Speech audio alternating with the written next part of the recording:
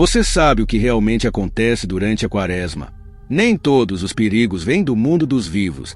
Minha avó sempre dizia que a Quaresma era um período delicado, onde o mundo dos vivos e dos mortos ficava mais próximo.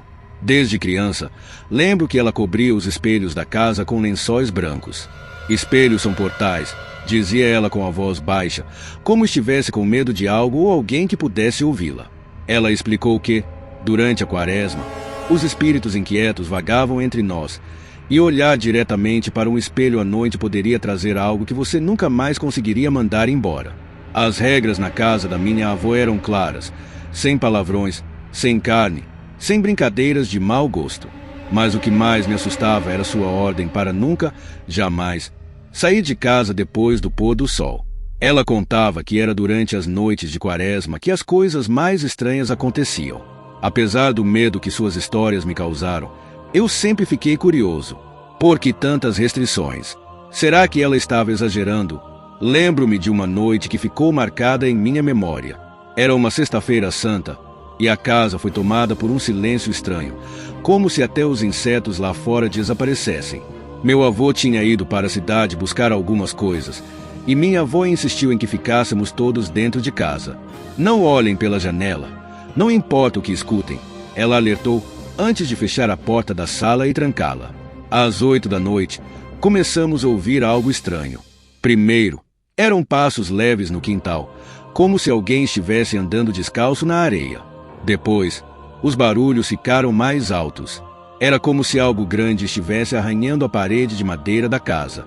Meu coração batia acelerado, e todos nós estávamos amontoados na sala. Minha avó segurava um rosário nas mãos e murmurava orações em voz baixa. De repente, um som grave e alto veio da porta da frente.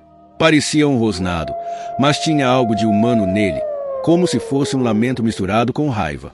A luz da lamparina oscilava, e eu podia ver o medo nos olhos da minha avó. Não saiam daqui. Não faça nenhum barulho, ela sussurrou, enquanto pegava um pedaço de carvão e começava a desenhar um círculo estranho no chão da sala. As horas pareciam se arrastar. Lá fora, o barulho continuava. Agora, parecia que algo estava rondando a casa, e em determinado momento ouvimos um som seco, como se algo tivesse batido contra a janela. Meu irmão mais novo começou a chorar, mas minha avó o abraçou, segurando-o firme. Foi quando o rosnado parou, mas o silêncio foi ainda mais perturbador. Quando todos estavam mais calmos, pensaram que o perigo havia passado. Mas, à meia-noite, um som arrepiante ecoou pela casa, um sussurro. Ele parecia vir de todos os cantos, como se alguém estivesse nos chamando. Não respondam. É uma tentativa de entrar na casa, alertou minha avó. O medo tomou conta de mim, e eu senti meu corpo paralisado, mas meu olhar acabou se desviando para a janela. Foi nesse momento que o vi.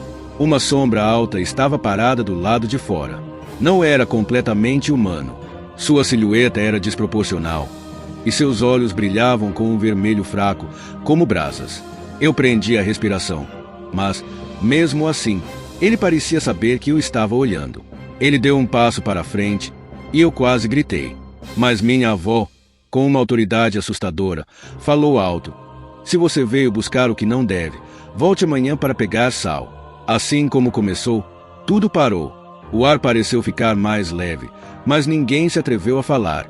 Na manhã seguinte, bem cedo, minha avó abriu a porta e encontrou pegadas enormes marcadas na terra, como de um lobo, mas maiores. O quintal estava completamente revirado, e até mesmo as galinhas tinham desaparecido. Estávamos tentando entender o que havia acontecido quando alguém bateu na porta. Minha avó foi atender. Ao abrir a porta, ela se deparou com um homem alto, vestido com um casaco preto surrado, parado na frente da casa. Seu rosto era magro, quase cadavérico, e seus olhos eram fundos. Ele falou com uma voz rouca: "Estou de passagem e preciso de um pouco de sal." Minha avó observou por alguns segundos, sem dizer nada, e depois pegou um pouco de sal na cozinha. E quando ela entregou o sal, ele agradeceu e seguiu viagem. Assim que ele desapareceu pelo horizonte, minha avó trancou a porta e rezou por horas. Ela nunca explicou quem era aquele homem, mas eu sabia. Não era apenas uma pessoa comum. Era a mesma coisa que nos assombrou na noite anterior. Desde então, Nunca mais quebrei as regras da quaresma.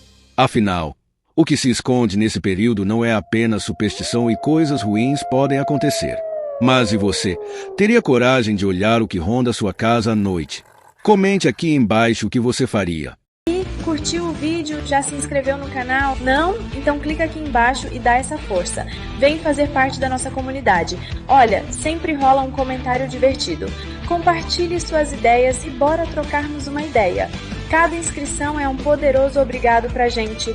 Clica no sininho para ficar por dentro das novidades. Você não vai querer perder nada, né? Valeu por assistir e muito obrigado por se inscrever.